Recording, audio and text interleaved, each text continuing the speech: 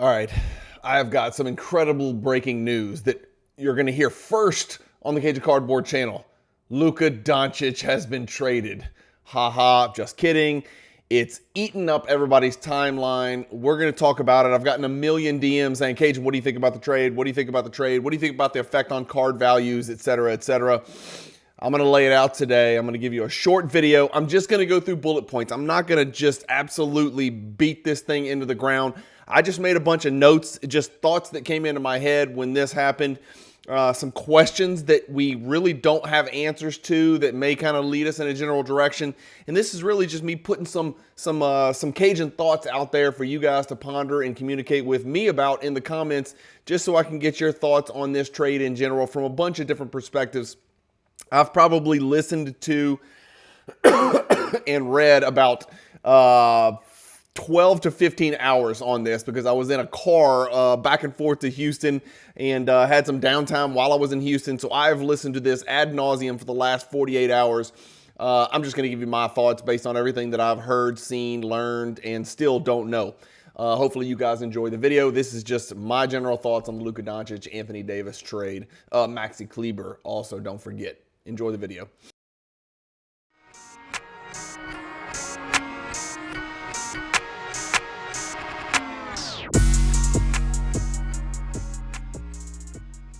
See why Card Ladder is the industry leader in sports card data. We know what you want because Card Ladder was created by collectors for collectors. Card Ladder. Join the innovators, not the imitators. All right, Brian with Cajun Cardboard coming at you from the great state of Louisiana. Let's not waste any time. Luka Doncic was dealt to the Los Angeles Lakers. I'm not even going through all of the pieces to the trade. The only really important thing you need to know is Max Christie was part of the trade, and Max Christie is going to end up moving from the Lakers to the Mavericks. He was the starting shooting guard for the Lakers and looked to have become a fixture. He was averaging about 25, 30 minutes a game, something like that. Sort of a glue guy, sort of a ball mover guy, a good defender, a young athletic dude, which they need because they're not the most athletic cats in the world. When you think about that Laker roster, will he be the starter in Dallas? I don't know the answer to that. I guess we'll just have to wait and see what Kid wants to do with that rotation. So Max Christie was part of the part of a piece that went from the Lakers to the Mavericks. Of course, Kleber goes from the Mavericks to the Lakers. I don't think that really moves the needle in any way, shape, or form. And by the way, my allergies kicked in this weekend because even though it snowed last week, okay, I'm about to sneeze. It snowed last week in Louisiana. It was 80 yesterday, and so my brain is not really figuring this out. The Mavericks also got one first-round pick from the Lakers, and as we all know and have heard about for years now, the Lakers had another one that could have been involved in this deal. The Lakers also had Austin Reeves that could have been involved in this deal, but we're going to get there in a second. Okay, let me just give you my thoughts. I've got them written down over here on a little spreadsheet. First thought, I and everybody, I didn't hear about it until the next morning. I went to sleep early. We were in Houston for my son's soccer tournament. So I woke up the next morning with a bazillion messages, emails, texts, whatever. So I had a couple hours to try to process this. My first initial suspicion was that it was a hoax. And I think that perception was shared by a lot of different people in and around the NBA basketball world, even the card, the sports card collecting world, is that Shams got hacked. Maybe he got hacked. Why? Did we think he got hacked? Because you just don't see 25-year-old all NBA players in their prime who just led the league in scoring, who just took their team to the NBA Finals as a 25-year-old, get traded the next year from a team where he is Dallas. Like, he is the face of Dallas. He will be the face of any franchise he goes to. And so you just don't see stuff like that. So your first inclination was, it's just a hoax, right? It's one of those NBA rumors pages, right?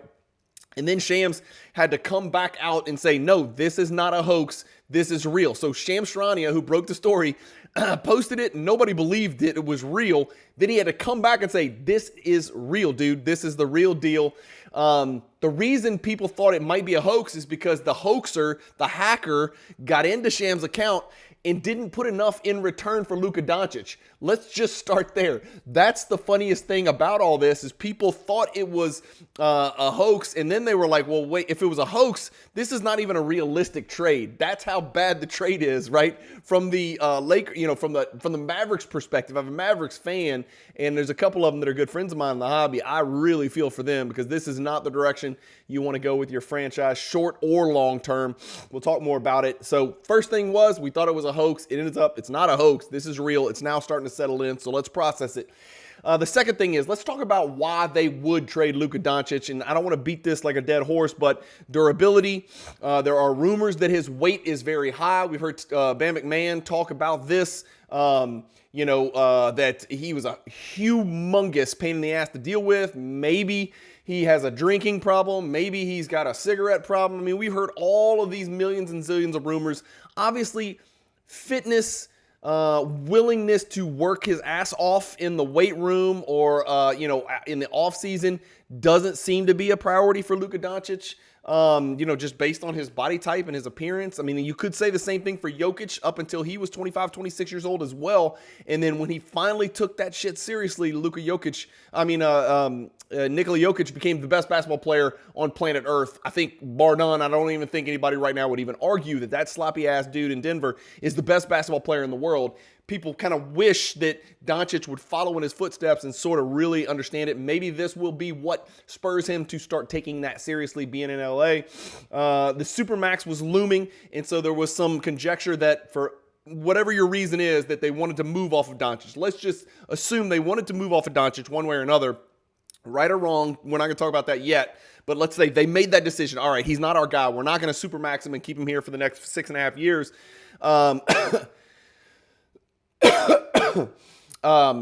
We got to move him, right? So that's another reason. So Supermax, weight, off the court issues / real big pain in the ass personality. And this is a Cajun special here. This is just my perception, just from being a 50-year-old, really old guy who's been around the block and, met with all sorts of different personalities, been in the grassroots recruiting world, been in the business world, just kind of been around just as an old person.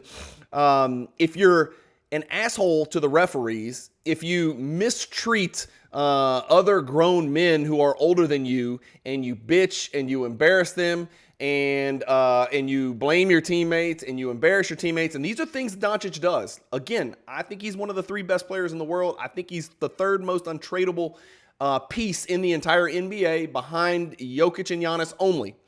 Doncic would have been my 3rd most untradeable asset in the NBA. You could talk about SGA and Anthony Edwards and Tatum, right? But I think Doncic would have been my 3rd most untradeable, untouchable asset in the NBA, behind Jokic and Giannis. And again, he's 25. Giannis and Jokic are a little bit older than that. So best young, untradeable asset in the NBA. If you treat your teammates and referees that way, you're probably treating your coach that way. You're probably treating management that way. You're probably treating the staff that way. So I think maybe they just decided to get out of the Luka Doncic game. Okay, now that being said, okay, we're off Luka Doncic, right? So we know there's going to be, by my calculations, 27 teams, right? 30 NBA teams. Obviously, we take out the Mavericks. We know there's going to be 27 teams that if you pick up the phone and call and say, look, we're making Doncic available, what can you do? Are you interested in getting into the Doncic sweepstakes? 27 teams would say yes. Which teams wouldn't say yes? Well, the Mavericks are out because they are already Doncic's team. I think Boston hangs up the phone because it would require Tatum, and they're not breaking up what they have coming off a title. And again, Tatum is beloved in Boston. I just don't think that was going to happen. And I also think that OKC hangs up the phone because if you probably ask OKC, there's less baggage with SGA. He plays both ends of the floor. They're about the same age. And some people might even say SGA is better. And by the way, he's all NBA just like Doncic is all NBA. So there's your all NBA backcourt. So I think OKC and Boston hang up the phone. I think every other team in the NBA, every single other team in the NBA takes that phone call and at least explores a conversation over Doncic. So why didn't they? Why was this 3.5 weeks ago a 1-to-1 Nico Harrison meeting with Rob Pelinka, where the Mavs actually brought it up to the Lakers?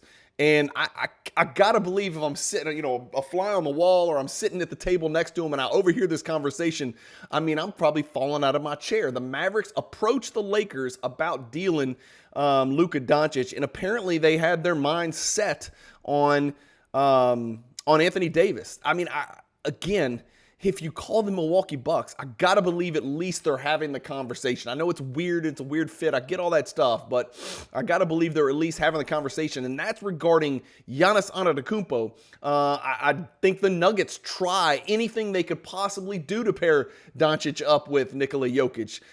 For God's sakes, let's just talk about the Spurs. The Spurs are obviously in the market for a point guard. We know because they've had this Fox rumors out here for a week. Can you imagine the haul that the Dallas Mavericks could have gotten currently and for the long-term future, been set up for a decade, what they could have gotten from the San Antonio Spurs, with the San Antonio Spurs management and GM just salivating over the thought of Luka Doncic and Victor Wembanyama playing on the same court together? Do you know how much coverage Luka Doncic's shitty-ass defense receives by having Victor Wembanyama at the rim? Hell, that might be a strategy. Luka's so bad on defense, his man gets around him and into the paint every single time. Maybe that's a good thing. Maybe the Spurs are trying to funnel people to Victor Wembanyama, a la those MVP years when Harden was, unguardable, so people were pushing him into the lane because they didn't want him to shoot step-back threes. Maybe that's the theory, right? But I got to believe the Spurs would have done almost anything, including the untouchable Stephon Castle, which I get it. He's okay. He's a decent little player. But, I mean, people have got to relax with the Stephon Castle being untouchable and the next great thing. I just don't see the next Donovan Mitchell and Stephon Castle. I know other people do, so we'll let that play out. He's a good player. I just don't see special. That's just me personally. Maybe I need to watch more Spurs games. I don't know. Anyway, getting back to it, let's see. Other notes. It's possible Luka told the math. This is another reason that maybe they got off of the Luka Doncic train, is maybe he went to the ownership and was straight up and said, look, I'm not going to sign the Supermax and stay here. I'll sign the Supermax in a sign and trade, but I'm not signing the Supermax and staying here. I'm just not doing it. And so that, started the ticking timer where the Mavericks are like, all right, well, we got to move him, so let's move him. And I guess at that point, it was almost like the earlier we move him, the better, but why not wait 18 months? Why not wait until he signs the Supermax? And again, unless I'm missing something, I'm not a salary cap expert. Maybe I'm missing a trade rule here, but why not sign him to the Supermax, then shop him to literally every team in the NBA? Those teams know that he will be theirs for 5 years, right? I mean, the knock against this and their defense of talking only to the Lakers is, well, we can only communicate with teams that were confident that they could retain Luka Doncic. Well, I don't know if I buy that completely, and I know some of you might be screaming at the TV screen saying, well, nope, the Magic or the Milwaukee's not going to trade for him because Milwaukee doesn't know, knows he's not going to re-sign there in Milwaukee. Maybe. I don't know. Maybe not. I don't know. They traded for Lillard, and Lillard didn't want to be in Milwaukee. And I know Lillard's not Doncic because he wasn't in his prime, but like Lillard wanted to be in Orlando, period, end of story, or New York, nowhere else, blah, blah, blah, or whatever. I can't remember what the Lillard deal was, but here he is. He's in Milwaukee, and he's signed up, and he's playing well. So maybe there was some hope there for some of these other teams in the franchise. Who the hell knows? But it is possible that Luka Doncic is the one that set this thing in motion by going to management and saying, all right, I'm sick of it. Jason Kidd doesn't know what he's doing. We didn't have enough to win last year. We've not gotten any better. But it just seems all weird to me considering he's 25 years old, led the league in scoring, almost averaged a triple-double. He's all NBA every single year when he plays enough games, which this year he won't get the game, so he's not going to make it.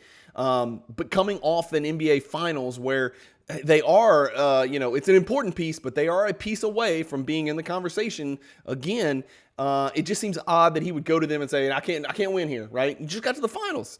So that just seems interesting to me, and I'm not sure if that was the case or not. Even so, why not open it up to every NBA team? This is the one thing that I just can't get past. It's like, okay, you're fine. You just can't deal with him. Maybe his personality is incorrigible. Maybe he is just impossible to deal with. His teammates want him out. You've worked or played with players where everybody hates that player.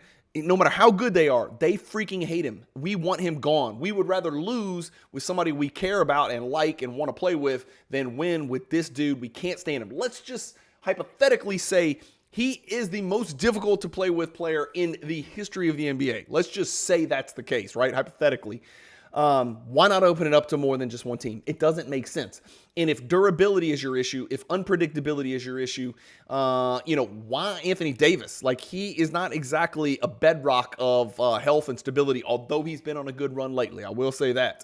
But why Anthony Davis? He's 31. If he wasn't healthy in his 20s, like generally speaking, he wasn't exactly the most durable cat in his 20s, then what makes you think he's going to be a durable, 6'11", athletic, defensive, big man in his, mid to late 30s? I just don't understand it. The other thing is, how do we know Anthony Davis is going to stick around? He's only got a couple years left as well. So it's just a weird fit. It's weird that they had this fascination with Anthony Davis or with the Lakers. It's just all weird.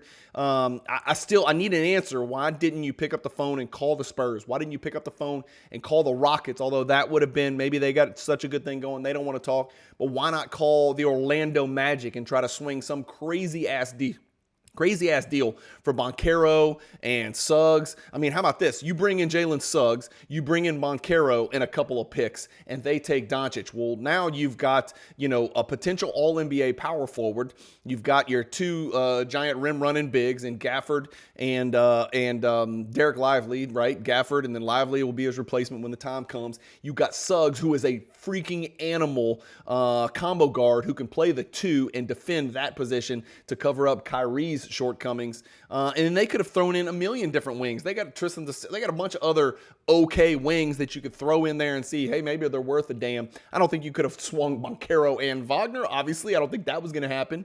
But I think you could have gotten Banchero and or Wagner and Suggs and something else. So that's just like, you got to pick up the phone and call these other teams.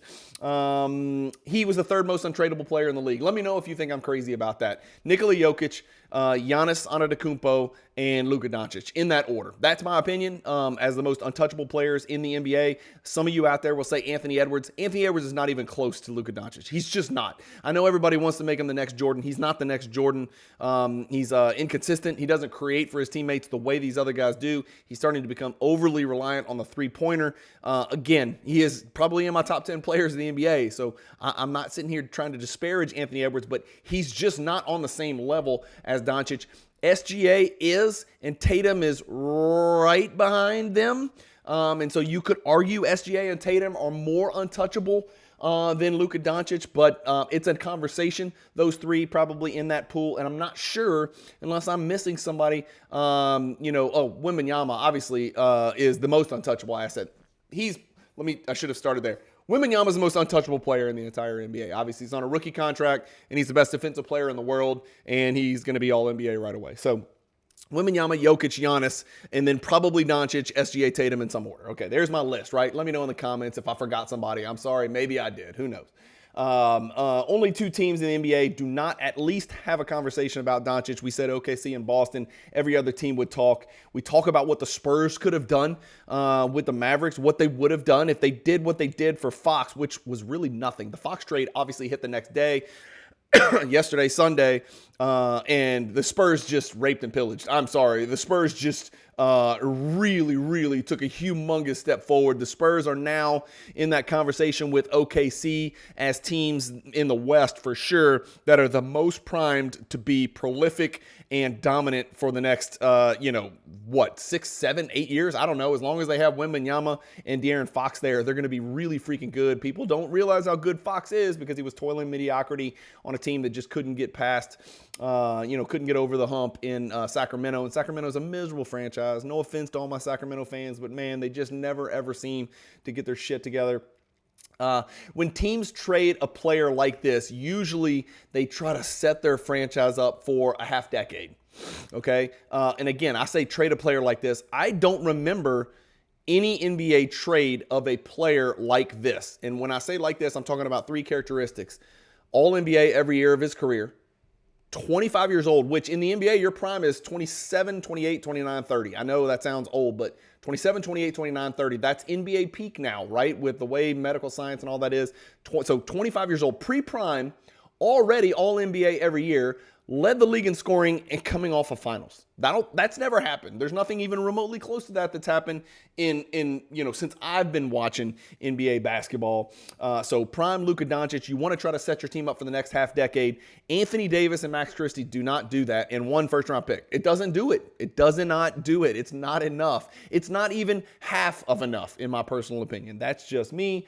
And I'm not a conspiracy theorist. I don't think there's an Adam Silver Lakers thing underneath all this. I'm not one of those delusional people. So I just think this was a really bad GM in Dallas. I mean, I think we're starting to hear a little bit more about the Nico Harrison, talk and what he's done in the past and what his accomplishments or lack thereof are. I will say this, the only way that Nico Harrison's job is safe, the only way he survives this persecution, this inevitable persecution and pitchforks and torches, they are coming for him. The only way he survives, the Dallas Mavericks have to win an NBA title this year, and Anthony Davis has to be the Finals MVP. They literally have to win a title. Why do I say that? Well, because the bar was set last year with a guy named Luka Doncic who took the team to the NBA Finals. So if Luka Doncic leads the league in scoring, is first-team All-NBA, averages a triple-double, takes the team to the finals, and he's not even in his prime yet, then whether you like his game and the way he does or does not care to play any defense whatsoever, they're in the finals with him. And so that's the bar. The bar has been set. Anthony Davis, congrats. You've been put in a situation where you cannot possibly succeed. You have to be healthy, which you're not right now, play every single game, lead your team to the finals, and win finals MVP. And then your friend Nico Harrison will save his job. Okay, let's go back. Let's just say Nico Harrison's a moron. He didn't even pick up the phone call. Any of these other teams, maybe he did, maybe he didn't. We haven't heard that he has, right? Let's say he was dead set on Anthony Davis. That's his trade partner. How do you not get Reeves back? How do you not get Austin Reeves? And how do you not get the other first-round pick? Are you telling me you said, hey, Rob Pelinka, Luka Doncic is available. All I need back is Anthony Davis, Austin Reeves, both firsts, right? You can keep freaking Max Christie. I got to get Austin Reeves back, right? Because he's a great fit at that 2-3, and he can't guard anybody either, but he's probably a better defender than Luka Doncic, right? That's kind of scary. Maybe not. I don't know. They're both pretty bad defenders. But you don't get Austin Reeves back, and you don't get that other first-round pick back. That's indefensible. That doesn't make any sense. I've already mentioned, why not wait the 18 months to where he's got the long contract, and then you can deal him, and then you really legitimately certainly do have 28 other teams that would be interested in having that conversation. Here's real quick, we're going to talk about Luka Doncic's fit on the Lakers real briefly, and then I'm going to talk about the allegation that AD didn't know about this trade and that LeBron James was not informed of this trade until he was at dinner with his family later that night. Okay, we're going to talk about those two things, but first I'm going to talk about Luka Doncic's fit on the Lakers as currently constructed. Okay, Lakers have no big men anymore. Anthony Davis was allegedly an undersized center. He always wanted to play power forward, but he was their center. I think Jackson Hayes is there. No one else. Maxi Kleber now comes over. Maxi Kleber's not really a center either. He's certainly not a defensive-minded center. So you've got, I'm going to say, the worst defensive team in the NBA now. Okay, now Anthony Davis covers up a lot of holes in the boat. A lot of warts are covered up by Anthony Davis because he's probably still one of the premier big men defenders in the NBA without any question, right? Now, literally an all-NBA, all-defense type player. He's out, and now you've got literally one of the dumbest NBA players in the world, Jackson Hayes, or Maxi Kleber, who can't play any defense to save his life. And then in your backcourt, let me make sure I got this right. LeBron James, who does not play any defense, does not run in transition, does not really try to rebound. I mean, he catches a lot of long rebounds. He's on the floor a lot, but really does not work very hard at all. And I know this is going to come off as me hating on LeBron. I'm telling you, that dude does not work hard on the defensive end and does not guard and blames everybody else. You've got Luka Doncic. Everything I said about LeBron applies to Luka. He does not work hard. He does not guard. He's a horrible on-ball defender. He's a horrible off-ball defender. Both those guys are, and they blame everybody for everything that goes wrong. So that is going to be, in and of itself, a very, very strange fit. Now, maybe these two, both of them are geniuses. Both of them are, obviously going to be transcendent, legendary, historic players. I already have LeBron as my second greatest player of all time ahead of Kareem. So, again, it sounds like I'm throwing a bunch of hate and disparagement on LeBron, but I'm calling it like it is on the defensive end. The dude doesn't want to play and does not put forth a lot of effort. And, a lot of people are going to be screaming at the screen saying, Cajun, he's 40 years old.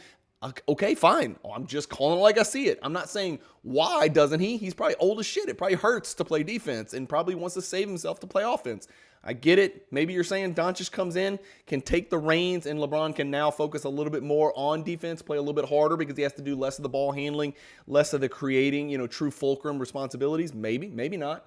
I haven't seen LeBron yield the reins to the team yet.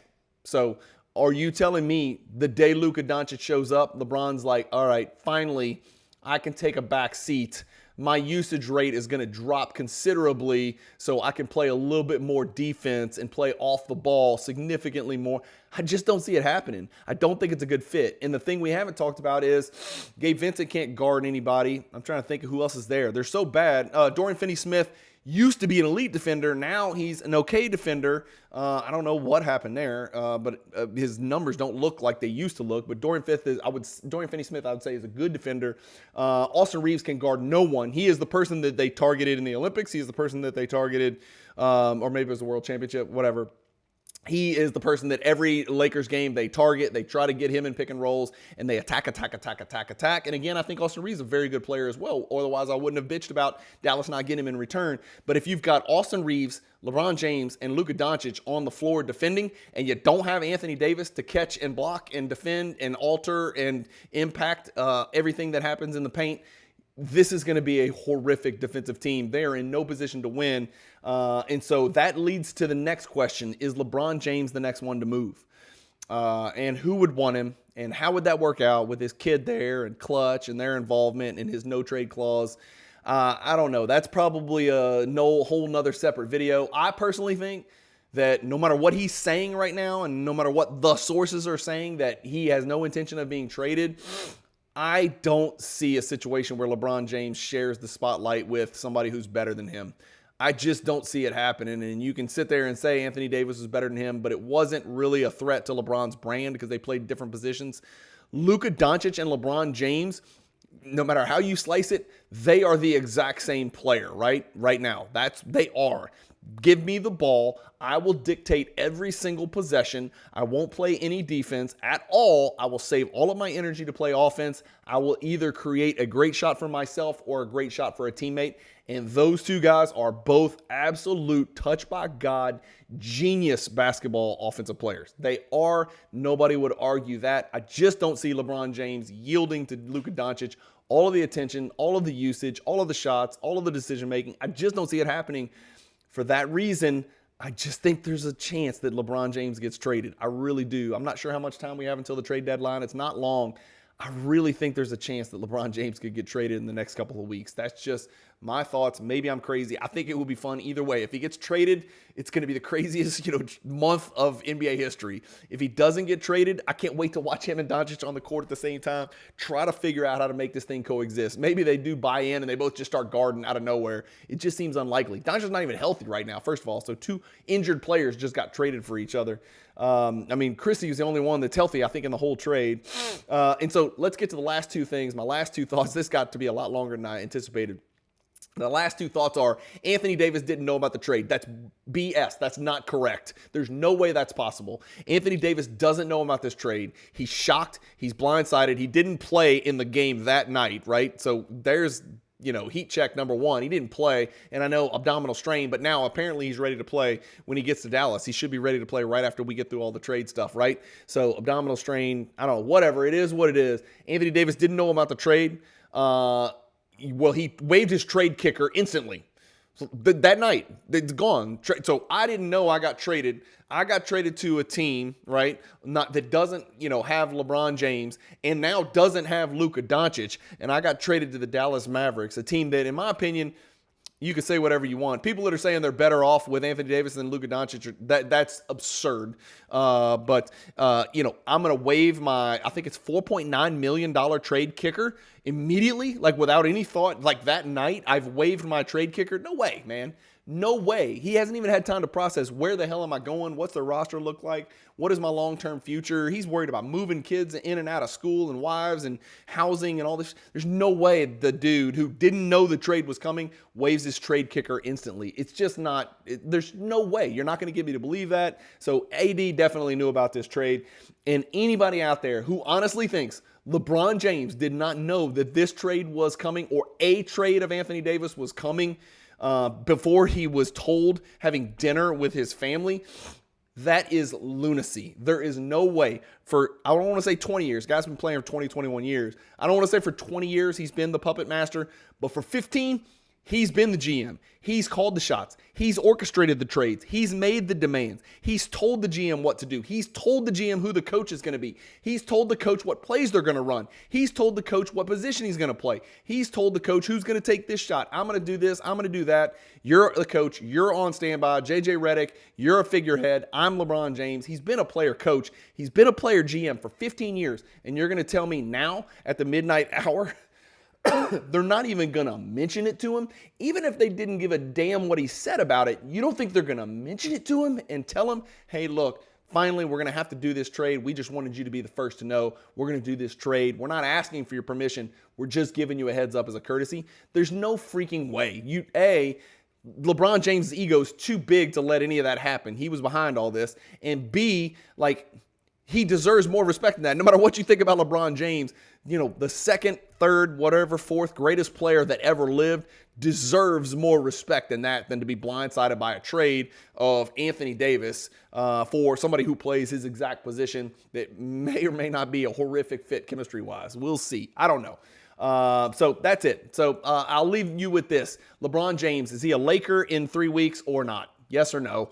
Hopefully you guys enjoyed the video. Just some of my thoughts, some of my notes. Again, if I'm missing something on a contract, what is and isn't and can and can't be done, forgive me. I am not John Hollinger. I am not the salary cap. I think the guy's name was Tom Penn. I can't remember the guy's name, who used to come on there and use the contract illustrator thing and calculate everything on ESPN. I'm not those guys, so I don't know what can and can't be done. But let me know your thoughts on this trade. Let me know if you think the Lakers got better, if the Mavericks got better, if the Mavericks won the trade, the Lakers won the trade. There's people out there that think the Mavericks won the trade, and I think this is one of the worst trades in the history of the NBA.